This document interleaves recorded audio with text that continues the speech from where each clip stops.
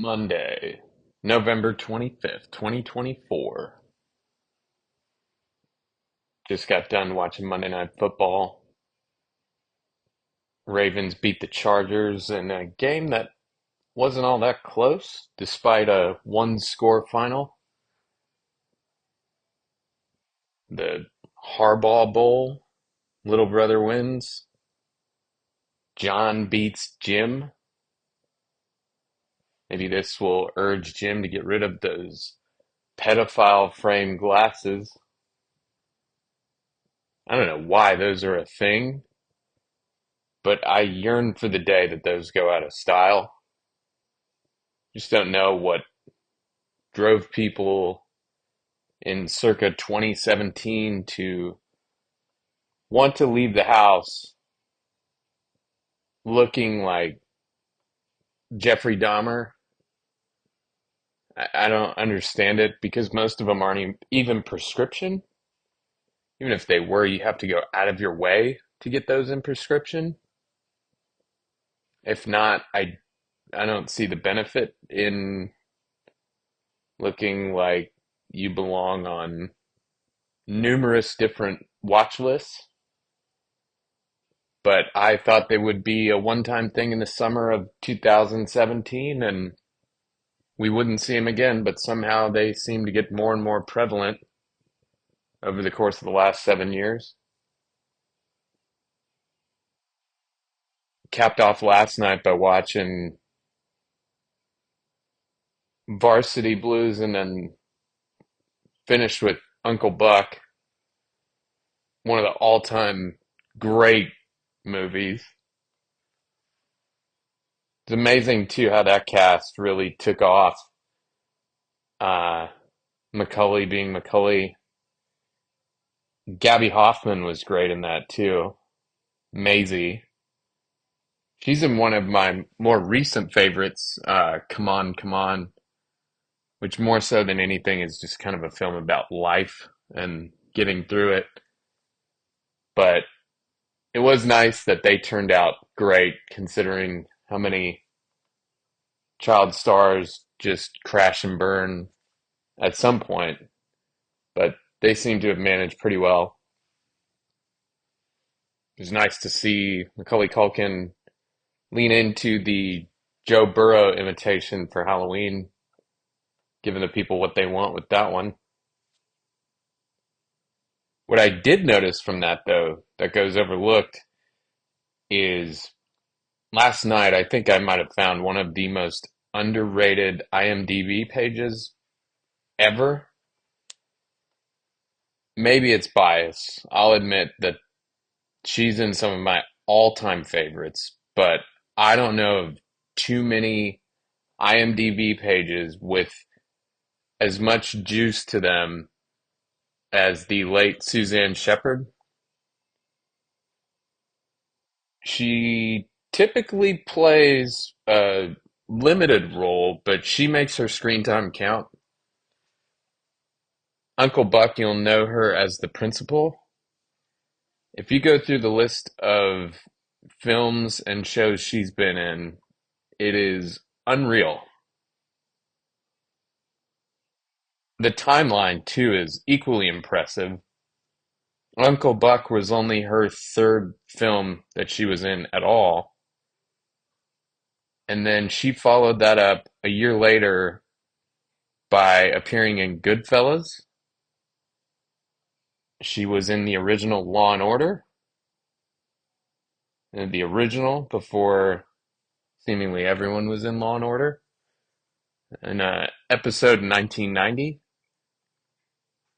Same year appeared, admittedly in one of my favorites, but in a cult classic nonetheless, in Jacob's Ladder. She was the receptionist. Appeared in a number of different movies throughout the 90s, but started the new millennium with Requiem for a Dream, another cult classic. Appeared in more Law and Order episodes, but also appeared in terms of TV her apex was appearing in 20 different episodes of The Sopranos. So you look at that. She was only in 40 different films and shows total. But that being on her resume makes for one of the more underrated resumes I've ever seen. Another impressive part of her resume was her first appearance ever was Mystic Pizza in 1988. And at that point, she would have been 54 years old. So she didn't even get her start until she was 54. Yet she just cranked out one classic after another. And it is impressive that you may not know her by name, but you definitely know her by face. And even more so than by face, you for sure know her by voice.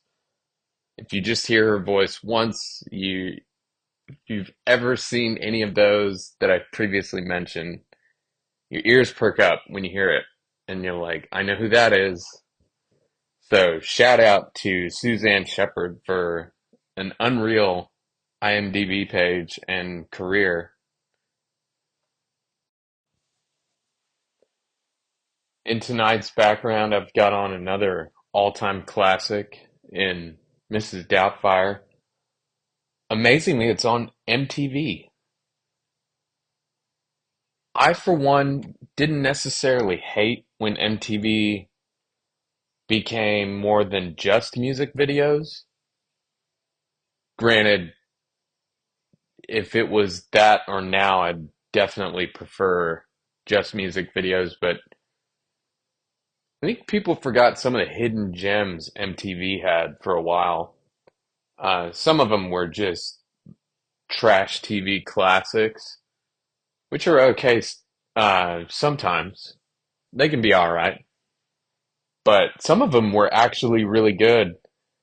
Uh, First couple seasons of Real World were decent. Thought those were okay. True Life it grew on me over time. Some of the episodes are better than others. I would say the I mean, it's really hard to hate Beavis and Butthead. And it's funny because that was one of the first shows they had that really took off. I would say Beavis and Butthead, though, great show. And it incorporated music videos in the show. So I always found it funny that people just universally griped about shows like that being on MTV instead of just strictly music videos. Because I feel like for, a couple hours a day, it wasn't the worst thing to show something else. Um, Celebrity Deathmatch was really good. I don't know how it would go over today if they ever rebooted it. I think people take their personal brands so seriously that I don't know if they would be as okay with it as they were then. Then again, if you subscribe to the ideology of no such thing as bad press, that would definitely be a great show to be involved in. And it was always kind of funny and cathartic in a way to watch because they'd get the claymation renditions of celebrities you really didn't care for, and they just beat them to a pulp in that show, which was always entertaining. My all-time favorite, though, for MTV shows actually came along much later than some of the shows that are revered as classics today. It's got to go to Two-A-Days. I thought that was pretty awesome. I thought it was great for MTV because it showed off the it was like a coming of age show, and then it also really showcased just how seriously high school football gets taken in many different parts of the US, but especially the Southeast. as it highlighted for 2 years Hoover High in the suburb of Birmingham, Alabama. And I thought the production was great. It kind of gave insight into what high school life was like at that point in time. So I didn't think too many shows or movies that were mainstream since probably the American Pie series had done. So it had already been probably 6 or 7 years because that show came out in I want to say 2006. '06 and '07, I believe, is when it ran, and it showcased that and just how serious football gets taken in some parts. And it did find a good group of people to follow that were on the team that were pretty entertaining and had enough personality to make you care, even if you weren't necessarily into the football aspect of it. I wouldn't say I necessarily minded TRL pop, though it was a pet peeve that they would show like 45 seconds of a music video and then they'd cut right into either an interview or an ad break. I don't know why, but to this day, that still bothers me. I always kind of felt like if you're going to show it, show the whole thing. And if you don't have time for it, or the whole thing at least, then just go 5 music videos instead of the 10, but show all five in their entirety. And it got especially frustrating when they'd have on a guest that just wasn't great at interviews and they'd slash out of a song like 40 seconds in and they'd cut right into an interview and the guest would just kind of be deer in the headlights the whole way. So that was torture. Didn't hate the concept, didn't love the execution. So something like that could be fun if they brought something like that back. Though if they did a movie night like this, even every now and then, I feel like people would start paying attention again, especially if they're consistently showing all-time classics like Mrs. Doubtfire. So I'm curious to see if something like this sticks going forward. Though I'd imagine with the impending doom or maybe death of network television as we know it, that some of these networks that have become a staple over the last 40 or 50 years will probably get, if nothing else, a little bit more experimental with their programming.